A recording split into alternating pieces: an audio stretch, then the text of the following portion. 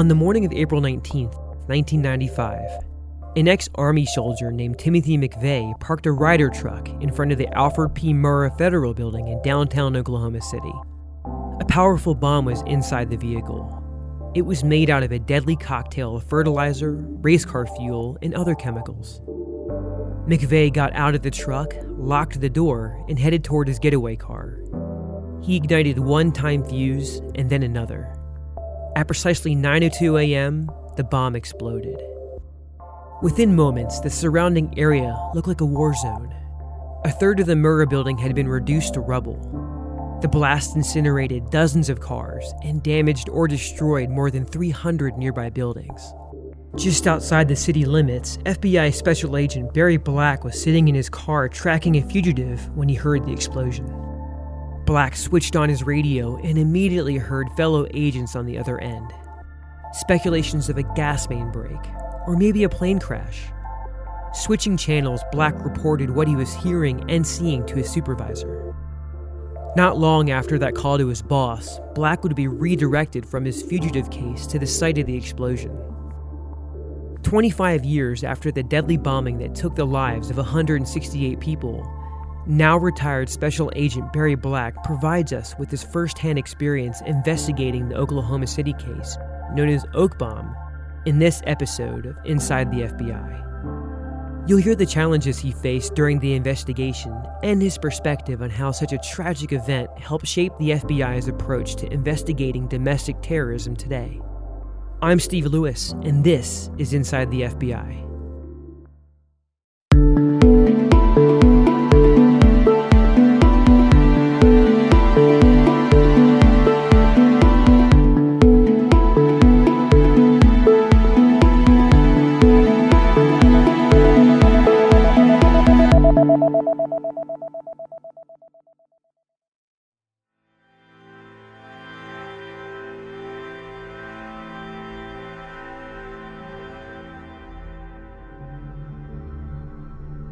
Late that tragic April morning, Black linked up with fellow investigators and first responders at the Murrah building to figure out what happened and assess the damage.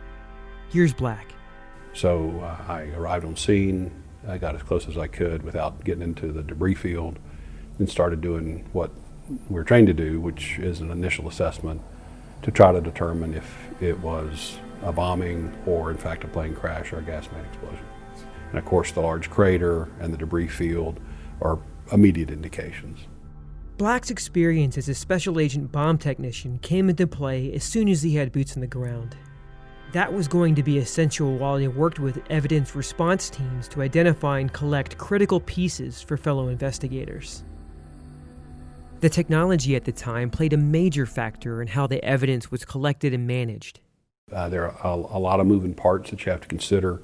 Again, technology then was not what it is today, so nobody really had cell phones.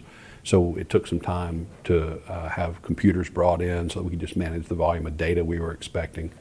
It's management as it used to be before the digital age. So before digital photography, this investigation incorporated 238,000 wet film photographs. Well, when you remembered seeing something, you had to be able to find it. So again, information management is critical. One of my jobs was to track evidence as it was sent, well, from the point of collection, who collected it, what zone it was in, made sure it got into the evidence system, and then as critical pieces were identified, it would be sent to the laboratory. Once it gets to the FBI laboratory, it goes to disparate sections, whether it's tool marks or fingerprints or hairs and fibers. So we had to track where it was in that analysis process. So as those reports came in, we could send the reports out to the people that needed them to kind of make sense for the case. So just managing all of the information, the sheer volume of information was a real undertaking. One of the crucial pieces of evidence that Black found early on in the investigation was a badly damaged rear axle. He jotted down its vehicle identification number on a piece of paper, which was used to trace the part to the Ryder rental truck used to detonate the bomb. Employees at the auto body shop where the truck was rented helped the FBI put together the composite drawing of the man who rented the car. He used a fake name to rent the truck, But when agents showed the composite sketch around town, local hotel employees had his real name, Timothy McVeigh. And again, you look at the Boston bombing and how that information was publicized. We rely on the media and input from the public, of course. In the case of the Boston bombing, we had digital images, as people of interest. That technology just didn't exist in 1995, so we relied on sketch artists. But we did publish those sketches, which generated thousands of leads as to, I think I may know who that is. In the end, Black and the Oak Bomb Task Force conducted more than 28,000 interviews. They followed more than 43,000 investigative leads and collected nearly 3.5 tons of evidence.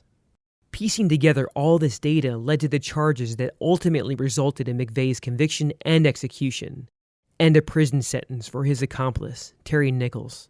This was absolutely a group effort. I was there doing my small part like everyone else.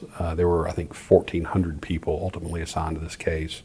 Worked, I believe, 840 days. So it was a massive investigation with a lot of moving parts.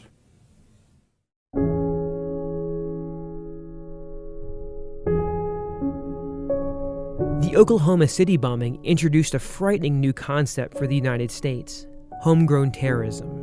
Until the 1993 World Trade Center bombing, the country hadn't witnessed an event of this magnitude, let alone one carried out by American citizens. After the bombing, the FBI shifted its priorities. We expanded the number of joint terrorism task forces nationwide and our programs at the Hazardous Devices School, which provides training to our federal, state, and local partners. The FBI does a great job proactively intercepting information and preventing a lot of really horrific acts of terrorism, which is one of our focuses. The advent of the Joint Terrorism Task Force is a perfect example. The FBI certifies all of the non-military bomb technicians in the country at the FBI's Hazardous Devices School. So the bomb techs work very closely with our state and local partners and include our military partners as well. Not only did the FBI start providing law enforcement bomb techs with clearances to share equipment and information with them, we also focused on ramping up our investigative technology and procuring more specialized equipment for the field. And because of the first World Trade Center attack and the attack here and subsequent events, the volume of specialized equipment we have available now in the field is much more readily available. There was a bombing at the University of Oklahoma in 2005. We ended up using a special type of mass spectrometer that had never left our lab before. One of our scientists flew it out. Now every field office has at least one. So we've taken the lessons learned from these unfortunate events to ensure that our response is more rapid in the field.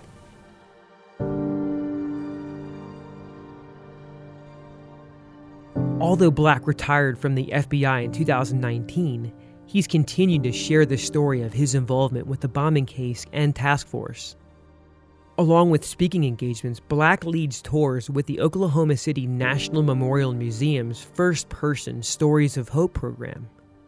Several items collected by the FBI investigators during the case are on display at the museum.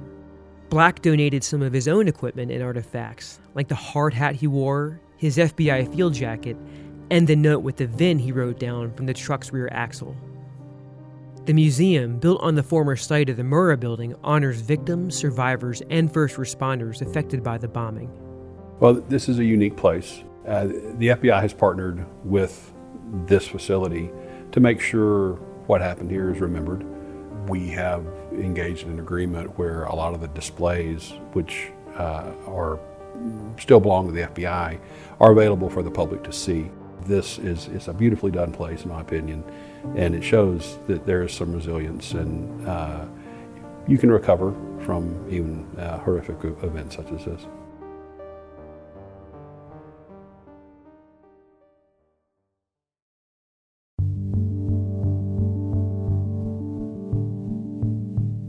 Along with donating his time and artifacts to the museum, Black's first-hand experience has provided a unique perspective for the American public.